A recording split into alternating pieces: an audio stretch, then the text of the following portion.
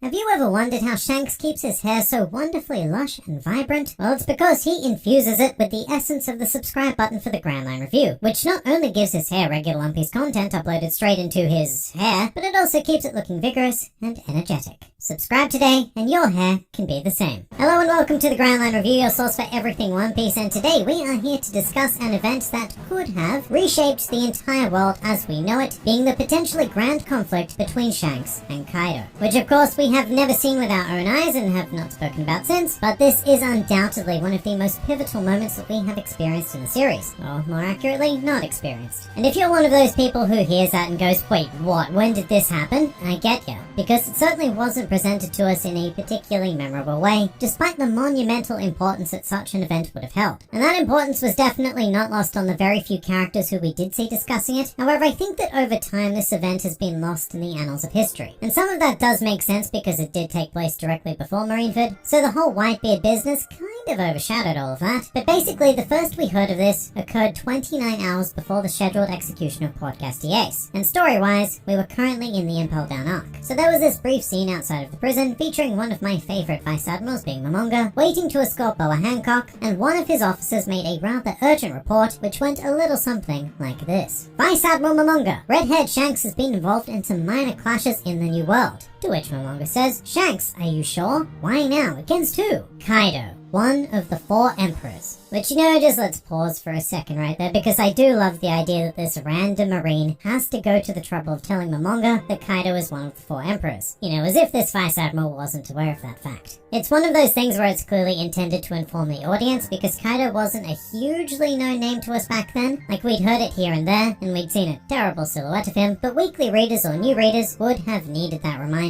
But then our fine marine also states that Kaido is trying to take advantage of the current situation to kill Whitebeard, and Shanks interfered. At least that's what they think at headquarters. Everyone is on high alert right now, and of course Momonga's resigned reply is simply, ugh, how quickly these crises can develop. These are turbulent waters indeed, but who can stop a fight among the 4 emperors? And the funny thing is, at the time, we didn't even really know the true weight of that statement. The most we'd seen was that iconic shot of Shanks and Whitebeard clashing, which split the sky open, but our eyes would not be truly open to the power of the 4 emperors until we saw Whitebeard in full force at Marineford, as well as exploring Big Mom during Whole Cake Island and Kaido during Wano. However, despite Momonga's despairful approach to the situation, we do know that this skirmish was stopped somehow, as Shanks would go on to arrive at Marineford, and in chapter 580, this conflict is referred to once again, very briefly though, with yet another random marine stating the scuffle with another of the 4 emperors, Kaido, was only yesterday, and he's here already, referring to Shanks of course. And once again I'll point out that this random marine felt the need to remind his fellow marines that Kaido was one of the 4 emperors. But once again, that was probably just for the audience, because by that stage, it had been exactly 50 chapters or just over a year of real time since we had last heard the name Kaido. So that reminder probably was necessary. Although I do prefer the headcanon that every marine treats every other marine like a moron. That really is the extent to which we understand this conflict, but there are a lot of inferences that one can take from those scenes, although they tend to bring up more questions than they answer. And first up, I want to bring in question the idea that Shanks and Kaido actually engaged in conflict personally. For those familiar with this event amongst the fanbase, there does seem to be an accepted opinion that these two did actually fight, which I think spawns from the language used, which tends to refer to the greater forces of Shanks and Kaido as Shanks and Kaido, as if their factions were some sort of monolithic entity, which isn't too far from the truth, I suppose. However, from the very first statement made, I think we can safely assume that this was not an example of the 2 of them engaging in combat. The report made to Momonga very specifically makes mention of the fact that there were minor clashes that took place in the New World, and I really cannot see a fight between 2 emperors, even the briefest of one, being referred to as minor. And secondly, the marine also only states that Redhead Shanks had been, quote, involved in all of this business, which could mean that yes, he acted personally, but it could also mean that he instructed his forces to engage in this skirmish. Now that isn't to say that things didn't eventually escalate into a more personal conflict following this initial report of minor skirmishes, but that is where we start to get into the truly deeply speculative territory. The thing about this is that Kaido's goal was to allegedly kill Whitebeard, so with that small but crucial piece of information in mind, it is pretty unfathomable to think that he would not set sail himself in order to complete this task. Kaido is somewhat arrogant, actually, extremely arrogant, but it's not to the point where he would believe that his subordinates were capable of killing the strongest man in the world, as well as dealing with the full brunt of his forces alone. So for Kaido to have a real proper attempt at this, he would have surely mustered the bulk of the beast pirates and sailed with them in the New World. And similarly, in order to prevent an effort like this, Shanks must have gathered a large degree of his forces to even have a chance of successfully intercepting this fleet to allow Whitebeard to take on the Marines as unhindered as possible. And also,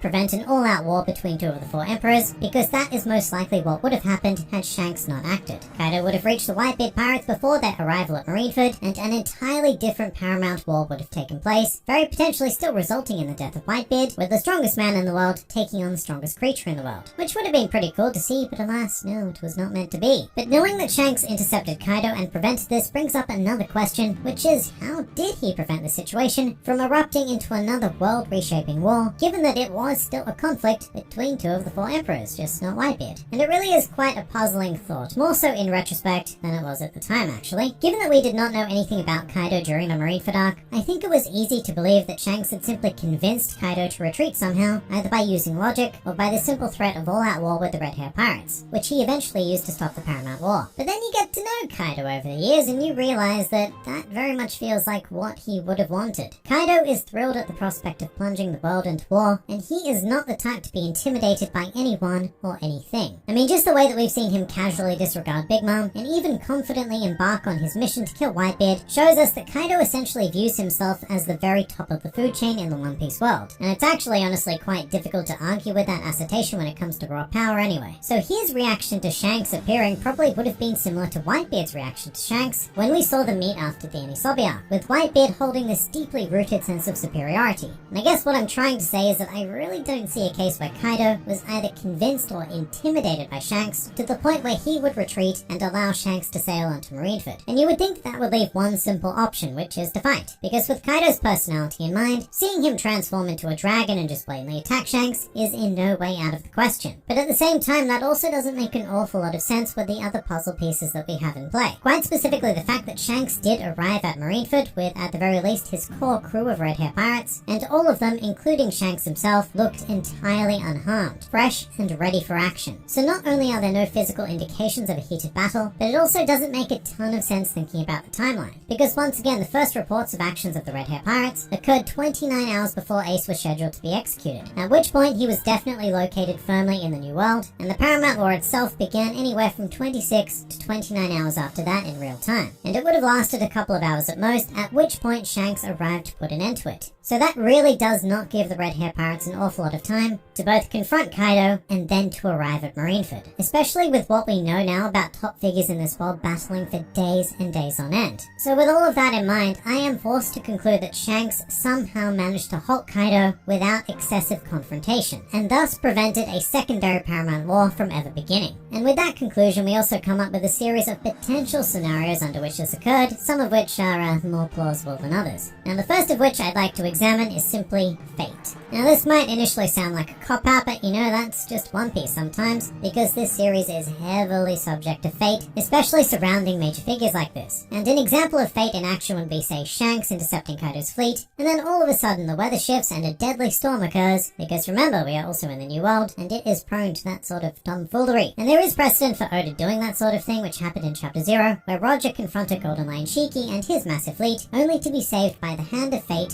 via a giant storm. And as Deus Ex Machina as it is, I quite like this idea, because it very effectively explains why Kaido would have retreated. I mean, think of a scenario where Shanks stands his ground, giving Kaido effectively two options. Have the majority of his ship sunk by a storm, or retreat to the safety of Wano, and then he just very begrudgingly retreats, allowing Shanks to move forward. Another explanation though is one I've already dismissed, which involves the L word being logic. Very dangerous word to use in anime-related videos, but basically the idea is that emperors exist in a very precarious position, and there is often no good reason for one emperor to engage in conflict with another, because it would leave both parties compromised and more easily engulfed by the remaining emperors or even the world government. And I really don't like this idea, but I think there is a slim chance that Kaido made the logical decision not to engage with the Red Hair Pirates, with his primary objective being perhaps to sandwich Whitebeard between the Beast Pirates and the world government and take advantage of things that way. However, when faced with a direct war against another emperor, well, that might have been a much less enticing proposition proposition, and so Kaido made the odd decision to bide his time and to continue preparations for thrusting the world into war. And I guess it is a reasonable argument, it's just being applied to a heavily unreasonable individual. Then of course there is another potential explanation, which is perhaps underwhelming but possible nonetheless, which is that Kaido made the decision to attack Whitebeard whilst in a drunken stupor, as that appears to be how he spends the majority of his life, and then maybe by the time that he had set out to sea and confronted Shanks, he sobered up and called his fleet back, or actually maybe he even proceeded to become even more intoxicated and decided to go home on a drunken whim. I highly doubt this option as well though, because from what we've been shown in the series, Kaido is capable of sobering up exceptionally quickly. But as for my final and most outlandish explanation, I have seen the idea floated around every now and then that Kaido was never actually intending to kill Whitebeard, but was actually mustering his forces to either help Whitebeard or take this opportunity to crush the world government, the latter of which I can see far more reasonable than the former. And in this case, Shanks intercepting him does still go on to make sense, because as far as we know, Shanks does seem to have some sort of relationship with the world government, and even if he didn't, he may just not have enjoyed the idea of a world ruled entirely by the 4 emperors. And I make this statement because the only evidence we have of Kaido's true intentions was the report from the random marine to Momonga, who stated that Kaido was targeting Whitebeard. But he also explicitly expresses his uncertainty at this by saying at least that's what HQ thinks, so this could simply be false information. Although once again that could be an admittedly outlandish thought, because Oda is generally a very straightforward author who does not tend to invoke the devices of the unreliable narrator or unreliable exposition all that often, if at all. Pretty much everything he does is for the benefit of imparting a truthful story to the readers, and you can see this in the examples that I went out of my way to point out, where random marines keep having to remind each other that Kaido is one of the 4 emperors, which is for the benefit of the reader, not the benefit of the characters. So in the end, it's quite a fascinating historical examination of the series, and another one of those moments where the very fate of the world could have radically shifted and reshaped One Piece as we know it. On this occasion though, balance was maintained, be it by fate, logic, intoxication, or some sort of hidden reasoning. Whatever the case, this world very likely owes a great debt of gratitude to one red-haired Shanks, who not only put an end to the actual Paramount War, but in the background, he prevented a second Paramount